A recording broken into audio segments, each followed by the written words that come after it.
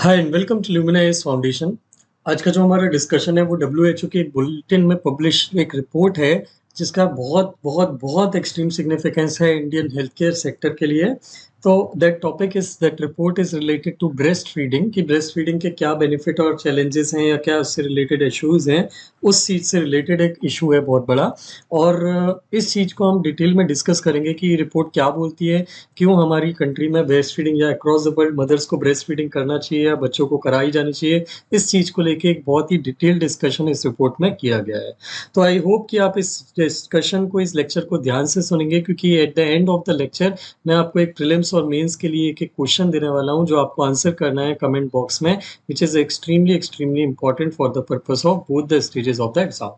So start करते हैं, but start करने के पहले मैं आपको रिमाइंडर देना चाहूंगा कि हम बहुत जल्दी करंट अफेयर्स के सेशन जो है वो ऑर्गेनाइज करने वाले हैं and that will be totally free of cost, जिसके लिए आपको कुछ भी नहीं करना। या तो सिंपली मुझे इस नंबर पे व्हाट्सअप करना है 7582941915, या फिर इस वीडियो के डिस्क्रिप्शन बॉक्स में गूगल फॉर्म की लिंक दी हुई है, उस गूगल फॉर्म की लिंक को आपको क्लिक करके उसे फिल करना है। That's it. अब हम आते हैं इन चीज़ों पे डिस्कशन पे, ब्रेस्ट फीडिंग से रिलेटेड। तो हमको आज क्या क्या चीज़ें डिस्कस करना है इस रिपोर्ट के बेसिस पे। सबसे पहले हमको डिस्कस करना है कि ब्रेस्ट फीडिंग से रिलेटेड क्या क्या चैलेंजेस आज की डेट में सोसाइटी में देखने के लिए मिलते हैं, उससे रिलेटेड जो विजडम है वो जो जा चुकी है वो, और लैक्टेशन से रिलेटेड जो एसोसिएटेड स्टिग्मा है वो। ये दो चीज़ें हमको यहाँ पे देखने के लिए डिस्कस करनी है। इसके बाद हमको ये बात करनी है कि ये जो रिपोर्ट है ये सॉल्यूशन, क्या सॉल्यूशन प्रपोज करती है ब्रेस्ट फीडिंग को से के इशू से रिलेटेड। तीसरी चीज ये डिस्कस करती है कि एनवायरमेंटल ब्रेस्ट फीडिंग के लिए जो सब्स्टिट्यूट यूज किए जाते हैं, ब्रेस्ट फीडिंग को रिप्लेस करने के लिए जिन चीजों का कंजम्पशन या यूज किया जाता है, उन चीजों की एनवायरमेंटल और हेल्थ कॉस्ट क्या है, ये हमको डिस्कस करना है। देन इसके बाद हमको डिस्कस करना है कि जो वुमेन के ब्रेस्ट फीडिंग के बेनिफिट्स हैं, उसका वर्क उन मतलब ब्रेस्ट फीडिंग के बेनिफिट्स के ऊपर ये जो रिगरस मतलब जो रिसेंटली वर्क का एक बहुत बड़ा लोड आने लगा है वुमेन का के ऊपर, उसका क्या ब्रेस्ट फीडिंग के ऊपर इम्पैक्ट पड़ता है, ये हमको डिस्कस करना है। एंड लास्टली विल सी कि कैसे ब्रेस्ट फीडिंग एक सस्टेनेबल फूड सिस्टम का पार्ट बन सकती है। तो इन चीज़ों को डिस्कस करते हैं, स्टार्ट करते हैं। सबसे पहले स्टार्ट करते हैं डिस्कशन से challenges during breast feeding week, outdated wisdom and lactation stigma. ये हेडिंग ये डिस्कस करना चाह रही है अंदर के कंटेंट में कि ये जो ब्रेस्ट फीडिंग का वीक जो चल रहा है उसमें हमको क्या चीज़ें डिस्कस करना है या क्या चैलेंजेस है जिनको हमको अपने आपस में एक चीज़ डिबेट करना है। वो चैलेंज ये है कि लोग ब्रेस्ट फीडिंग के ऊपर से बहुत ज़्यादा अपना विश्वास खो चुके हैं, वो उसको भूल चुके हैं, वो उसको दिमाग से निकाल चुके हैं। काफ़ी सारे लोग जो हैं वो ब्रेस्ट फीडिंग को सोचते ही नहीं है कि वो बच्चे का प्राइमरी सोर्स ऑफ न्यूट्रिएंट है या हो सकता है। तो यहाँ पे न्यूज़ क्या है या कंटेंट क्या है, ये बोलती है बात, ये रिपोर्ट, कि कमर्शियल मिल्क फार्मूला फूड जो है बच्चों के लिए आजकल जो मार्केट में पैकेज पाउडर आने लगे हैं कमर्शियल मिल्क फार्मूला के नाम से, उसने मल्टी बिलियन एक डॉलर इंडस्ट्री बन गई है वो, जिसने बेसिकली इकोनॉमिक ग्रोथ के नाम पे कि वो कंट्री की इकोनॉमिक ग्रोथ को कंट्रीब्यूट कर रहा है by selling by being sold as a product, उसने मदर के मिल्क को रिप्लेस कर दिया है। And this is a very, I would say, बहुत ही डेंजरस एक ट्रेंड है जो आगे चल के हमारी सोसाइटी या हमारे बच्चों के लिए अच्छा नहीं रहेगा। ये कई तरीके से ये जो कमर्शियल मिल्क फार्मूला फूड जो है ये बहुत ही सोसाइटी के लिए नेगेटिव है। कैसे नेगेटिव है इस चीज़ को डिस्कस करते हैं कि ये एक दूसरा मैटर है कि फार्मूला फीडिंग फ्रेंजी जो चल रही है ये बच्चों की और मदर की दोनों की पुअर हेल्थ से एसोसिएटेड है। हर साल approximately 11 to 14 kilograms of green house gas emission जो है, ये एक वन के जी फार्मूला फूड जो होता है उसको प्रोडक्शन करने में एमिशन होता है, और इसमें 5000 लीटर से ज़्यादा का वाटर कंजप्शन होता है इसकी लाइफ साइकिल में। मतलब इसके प्रोडक्शन से लेके कंजम्पशन तक में 5000 लीटर्स ऑफ वाटर जो है उसका कंजम्पशन होता है। एज कम्पेयर टू दैट अगर हम ब्रेस्ट फीड मिल्क की बात करें या ब्रेस्ट फीडिंग मिल्क की बात करें मदर की मिल्क की, तो ये इकोनॉमिकली वैल्यूएबल है। इसमें कार्बन फुटप्रिंट बिल्कुल ना के बराबर है, क्योंकि ये एग्रीकल्चर या लाइव स्टॉक का यूज़ नहीं करता प्रोडक्शन करने में, और ये वेल बीइंग के लिए बहुत ही एसेंशियल है। तो ब्रेस्ट फीडिंग वुमेन जो है ये बेसिकली वर्ल्ड के इन्फेंट और जो यंग चिल्ड्रन है उसमें से आधे बच्चों को नरिश करती है लेकिन आधों को नहीं करती। कैसे क्या, वो हम आगे अभी डिस्कस करते हैं। तो अभी ये जो एक्सक्लूजन चल रहा है, मतलब ये जो आधे से ज़्यादा बच्चे हैं जिनको मदर का मिल्क नहीं मिल पा रहा है, उसका नरिशमेंट नहीं मिल पा रहा है, ये सोसाइटी के लिए एक बहुत बड़ा चैलेंज है, ऐसा ये आर्टिकल जो है डिस्कस करता है। और यही आर्टिकल ये बोलता है कि अगर हम वुमेन के मिल्क को या मदर के मिल्क को अगर हम अपनी फूड की जो बच्चों की जो फूड की पूरी रजाई में या फूड की रूटीन है उसमें इंक्लूड करते हैं, तो ना सिर्फ ये बच्चों की हेल्थ के लिए अच्छा रहेगा, लेकिन ये कार्बन ऑफसेट करने में भी हमको हेल्प करेगा। CO2 का जो एमिशन हो रहा है, लार्ज अमाउंट ऑफ एमिशन जो ग्लोबल वार्मिंग कॉज कर रहा है, ये उससे भी डील करने में हमको हेल्प करेगा। तो अब इसका सॉल्यूशन क्या बताते हैं ये जो चैलेंज हमने देखा अभी कि माएँ जो हैं, मदर के मिल्क जो है, ब्रेस्ट फीडिंग मिल्क जो है, ब्रेस्ट फीडिंग प्रैक्टिस जो है, वो बच्चों को एडिक्वेटली नहीं मिल पा रही है। इस चीज़ से हम कैसे डील कर सकते हैं? तो ये रिपोर्ट जो है, ये जो WHO के अंदर में इसने बुलेटिन जो के WHO के बुलेटिन के अंदर में जो ये पब्लिश हुई थी, इसमें बेसिकली 2 बातों पे एम्फसाइज़ किया गया है या क्रूशियली या क्रिटिकली डिस्कस किया गया है। पहला जो ये बोलते हैं, जो एक डेंजरस ट्रेंड है इनके हिसाब से, वो ये है कि कमर्शियल मिल्क फॉर्मूला जो है ये बहुत ही मेल अडॉप्टिव प्रैक्टिस है। मेल अडॉप्टिव प्रैक्टिस मतलब ऐसी प्रैक्टिस जो सोसाइटी में नहीं होना चाहिए थी। Beyond the need, beyond the need से मतलब कि कभी इमरजेंसी की सिचुएशन फंस गई है, कभी कोई ऐसा टाइम आ गया है कि ब्रेस्ट फीडिंग पॉसिबल नहीं है, then it is all together a different scenario. तब इट वाज ओके कि कमर्शियल मिल्क आप यूज़ करते हो, बट ये एक रेगुलर हैबिट बन चुकी है लोगों की घरों में अपने बच्चों को commercial milk formula based food product खिलाने का। तो ये जो आने वाले टाइम में जो इमर्जिंग पॉपुलेशन जो इंक्रीज हो रही है और एनवायरनमेंट की जो क्राइसिस हो रही है, उस कंटेक्स्ट में ये जो इंक्रीजिंग मेल अडॉप्टिव प्रैक्टिस है, जिसमें हम कमर्शियल मिल्क फॉर्मूले का बहुत ही एक्सट्रीम यूज करने की कोशिश कर रहे हैं हर डेली बेसिस पे, ये बहुत ही एक डेंजरस ट्रेंड है एनवायरनमेंट के लिए भी और पॉपुलेशन के लिए भी। बट इन कॉन्ट्रास्ट इनके हिसाब से अगर हम बात माने तो ब्रेस्ट फीडिंग जो है, ब्रेस्ट फीडिंग एक रिन्यूएबल सोर्स है, इकोनॉमिकल है और एनवायरमेंटली फ्रेंडली नेचुरल रिसोर्स है। क्यों? क्योंकि देखिए, कमर्शियल मिल्क को बनाने के लिए आपको एक पूरे इंडस्ट्रियल प्रोसेस लगानी पड़ती है। इंडस्ट्रियल प्रोसेस मतलब आपको पहले एक पूरी की पूरी कैटल है, कैटल को सिस्टमेटिकली ग्रो करना पड़ेगा। ये कैटल से आपको मिल्क मिलेगा, ये मिल्क को प्रोसेस करने के लिए आपको फैक्ट्री लगानी पड़ेगी।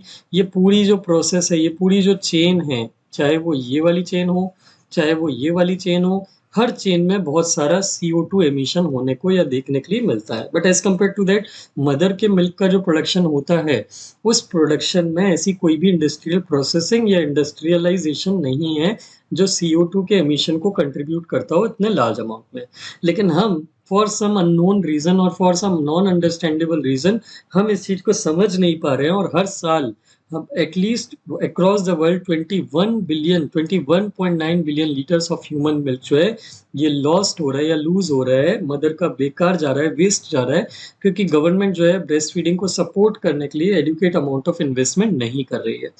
तो ये एक बहुत ही वैल्यूएबल रिसोर्स है, लेकिन ये अंडर वैल्यूड है। अंडर वैल्यूड मतलब हम इसकी इंपॉर्टेंस नहीं समझते। जैसे खाने के मामले में अभी तक हम आटे पे डिपेंडेंट थे, हम कभी नहीं समझ पाए कि मिलेट्स कितनी इंपॉर्टेंट होती हैं, सीरियल होती है जो हमारे न्यूट्रिशन के लिए कितनी अच्छी होती है, इसकी जितनी वैल्यू है, मतलब जितना न्यूट्रिशन वो प्रोवाइड करता है उतनी हम उसकी वैल्यू नहीं करते थे, अब हमको उसकी वैल्यू समझ में आ रही है। उसी तरह से ब्रेस्ट फीडिंग या मदर मिल्क जो है, हमने उसको बहुत ही अंडर वैल्यू करके रखा हुआ है as compare to commercial milk formula. तो उस कंटेक्स्ट में ये वैल्यूड रिसोर्स को हमको अंडर वैल्यूड हम जितना रखेंगे, उतना ही ये हमारे लिए नुकसानदायक होगा। और ये रिपोर्ट ये रिकमेंड करती है कि गवर्नमेंट्स को अक्रॉस द वर्ल्ड, जो गवर्नमेंट्स हैं, उनको पब्लिक इन्वेस्टमेंट करना चाहिए इस चीज़ को रिजॉल्व करने के लिए, ब्रेस्ट फीडिंग को प्रमोट करने के लिए और ब्रेस्ट फीडिंग को सपोर्ट करने के लिए। तो इसके लिए वो उनका कहना है कि अगर आप चाहें तो यूनाइटेड नेशंस के, क्योंकि ये CO2 के एमिशन को भी कम करने की का एम करता है या एक तरह से हेल्प करती है उसमें, और ग्लोबल वार्मिंग को कंट्रोल करने में भी हेल्प करती है, तो आप इसके लिए यूनाइटेड नेशंस का जो फंड बना हुआ है, क्लीन डेवलपमेंट मैकेनिज्म फंड, इसमें ऐसी एक्टिविटी को फंड किया जाता है जो ग्लोबल वार्मिंग से लड़ने में या क्लाइमेट चेंज से लड़ने में हमको हेल्प करती हैं।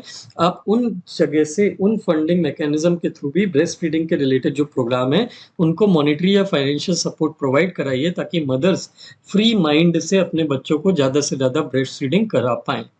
अब अगर मैं एनवायरमेंटल और हेल्थ कॉस्ट की बात करूं तो ब्रेस्ट फीडिंग के सब्स्टिट्यूट्स जो होते हैं जैसे कि कमर्शियल मदर मिल्क जो होते हैं, ये इनकी बहुत हाई एनवायरमेंटल और क्लाइमेट कॉस्ट होती है।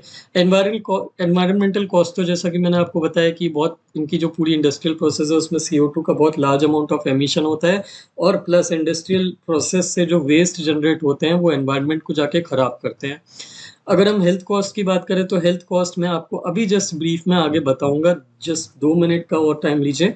इसके पहले हम देखेंगे कि ये जो कमर्शियल मिल्क का प्रोडक्शन की जो प्रोसेस होती है उसमें इंडस्ट्री डेयरी फार्मिंग की जाती है, मिल्क प्रोडक्शन के लिए मिल्क की प्रोसेसिंग की जाती है, फार्मूला की मैन्युफैक्चरिंग की जाती है, मतलब जो जो भी इसमें प्रोटीन फैट कार्बोहाइड्रेट जो भी उसमें ऐड करने हैं केमिकल्स, उनको बनाने के लिए एक सेपरेट फैक्ट्री है, इंडस्ट्री होती है।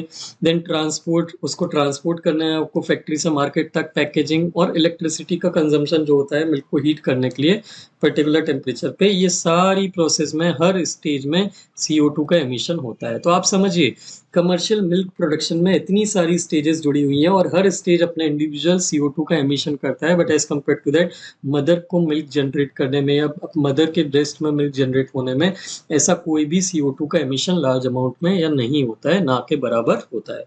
तो एक एस्टिमेट ये बोलता है कि हर साल 1 kg का मिल्क बनाने में, पाउडर्ड मिल्क बनाने में, मतलब जो कमर्शियली फार्मूला मिल्क होता है, कमर्शियल फार्मूला मिल्क, उसको बनाने में 1 kg मिल्क बनाने में 4700 लीटर की वाटर का यूज होता है। That is extremely high. वैसे भी अगर आपको पता हो तो ग्लोबल वार्मिंग के कारण कई जगह पे वर्ल्ड के कई रीजन है जहाँ पे वाटर की स्कैरसिटी हो रही है, और अगर हम इन प्रोडक्ट्स पे जिनके ऑलरेडी हम नेचुरली उसको हम कंज्यूम कर सकते हैं या डिराइव कर सकते हैं, अगर हम उनके लिए भी पानी इस तरह से यूज करेंगे so it is going to hurt us a lot in the future. एक 2016 की स्टडी के हिसाब से इस इंडस्ट्री से जो एमिशन होते हैं वो 6 बिलियन, एक कार 6 बिलियन माइल, 6 अरब माइल का ट्रेवल जो करती है उसमें इतना CO2 एमिट करती है। तो आप समझ सकते हैं कि कितना ज़्यादा एमिशन इस इंडस्ट्री से होता है। तो एक तरह से इसमें वाटर का हाई कंजम्पशन होता है, वेस्ट जनरेट होते हैं बहुत सारे, मीथेन जनरेट होती है which is a green warming या green house gas which is a global warming gas, और CO2 के एमिशन तो होते ही होते हैं। तो मतलब एक तरह से सारी नेगेटिव चीज़ें जो है वो एक कमर्शियल मिल्क फैक्ट्री या कमर्शियल मिल्क फार्मूला फैक्ट्री से जनरेट होते हैं। अब ये जो मिल्क फार्मूला के सेल्स हैं इमर्जिंग मिडिल इनकम कंट्रीज जैसे कि इंडिया में जो है यहाँ पे बहुत ज़्यादा बूम हो रहे हैं, इनके सेलिंग, इनके प्रोडक्ट्स हैं बहुत हाई अमाउंट में सेल हो रहे हैं।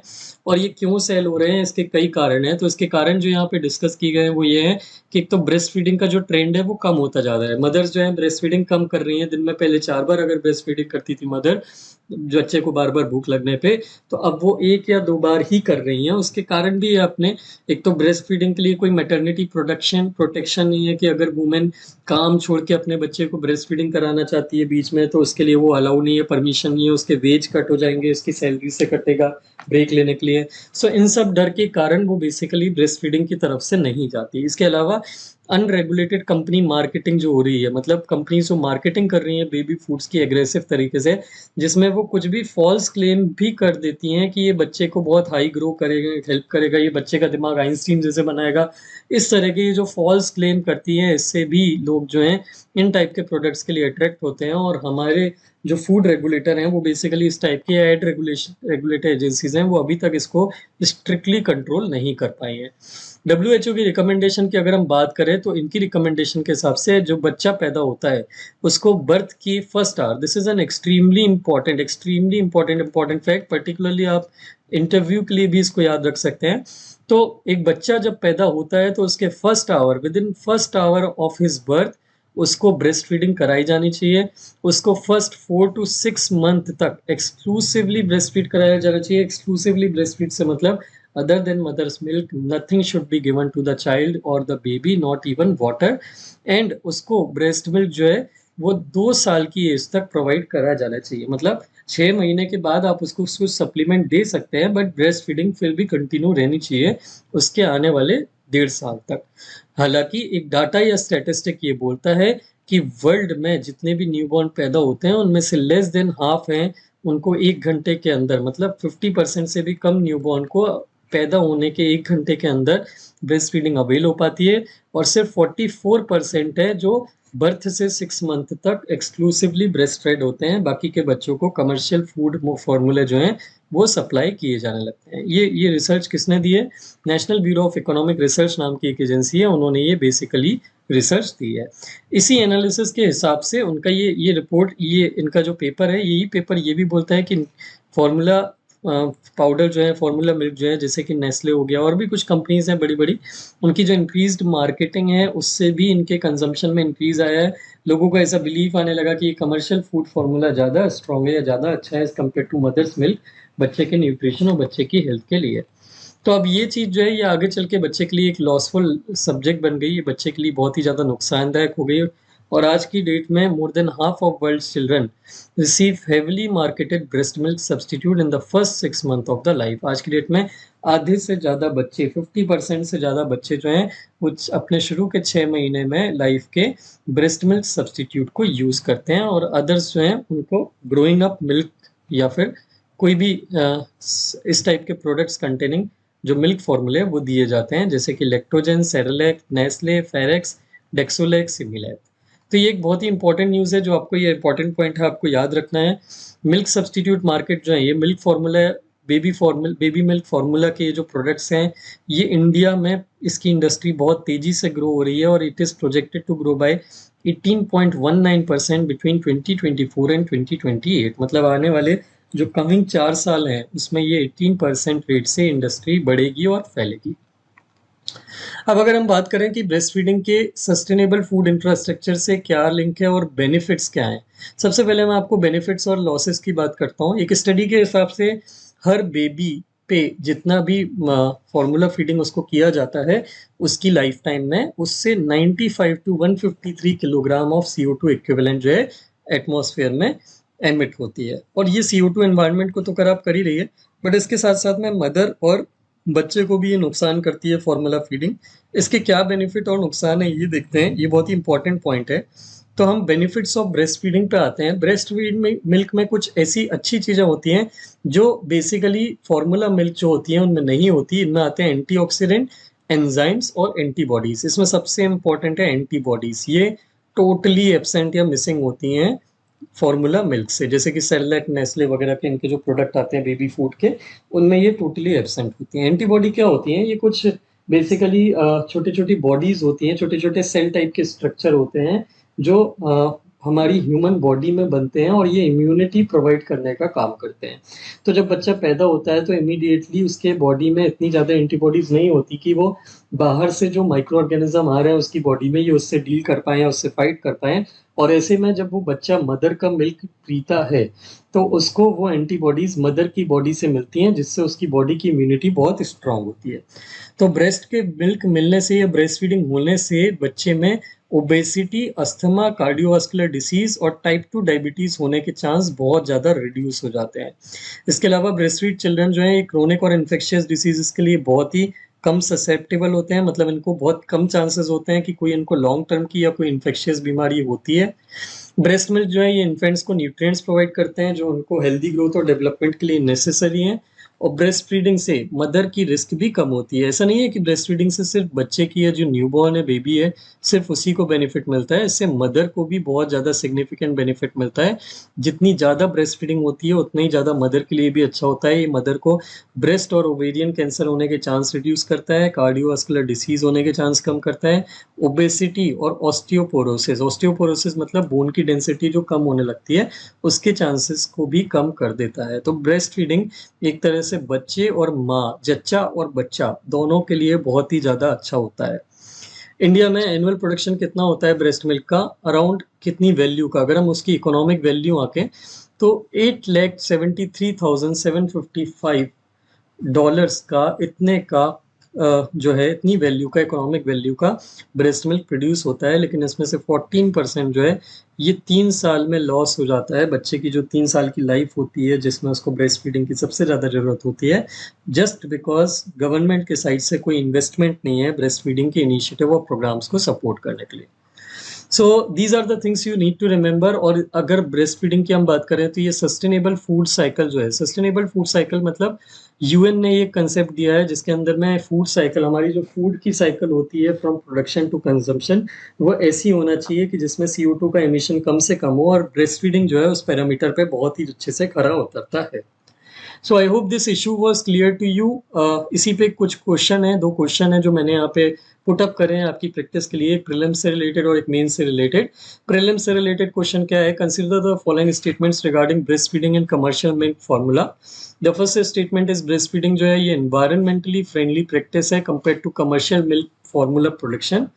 सेकेंड स्टेटमेंट से is production of commercial milk formula ये लो वाटर यूजेज और minimal green house gas emission से एसोसिएटेड है। And the third statement is कुछ कंट्रीज करेंटली ब्रेस्ट फीडिंग को एक इकोनॉमिक एक्टिविटी की तरह कंसिडर करती हैं उनके जीडीपी कैलकुलेशन में। तो ये 3 स्टेटमेंट में कौन से स्टेटमेंट सही है कौन से गलत है, उसके बेसिस पे आपको बताना है कि इसमें से कौन सा ऑप्शन सही है। तो आप कमेंट सेक्शन में अपना आंसर जरूर लिखेगा। मेंस के क्वेश्चन की अगर हम बात करें तो यहाँ पे एक स्टेटमेंट हमको दिया हुआ है, breast feeding is not only crucial for child and maternal health but also has significant environmental and economic implications. Discuss in the context of recent proposal to recognize breastfeeding as a carbon offset, and what measures can government take to promote breastfeeding and reduce the reliance on commercial milk formula। तो ये आपको mains की answer writing के लिए question दिया हुआ है, इसको ट्राई करिए 200 to 250 मार्क वर्ड्स के आंसर में लिखने का और उसको पोस्ट करिए कमेंट सेक्शन में। तो क्वेश्चन में ये पूछा है कि ब्रेस्ट फीडिंग ना सिर्फ बच्चे, माँ और बच्चे की हेल्थ के लिए अच्छा होता है ना, बल्कि इसके साथ साथ एनवायरनमेंट और इकोनॉमी के लिए भी अच्छा होता है। तो इसको रिसेंटली जो प्रपोजल आया है ब्रेस्ट फीडिंग को कार्बन ऑफसेट मैकेनिज्म की तरह रिकॉग्नाइज करने के लिए, उस प्रपोजल उसके कंटेक्स्ट में आप इसको डिस्कस करिए और गवर्नमेंट इसके लिए क्या कर सकती है, ये चीज़ आपको उस आंसर में डिस्कस करना है।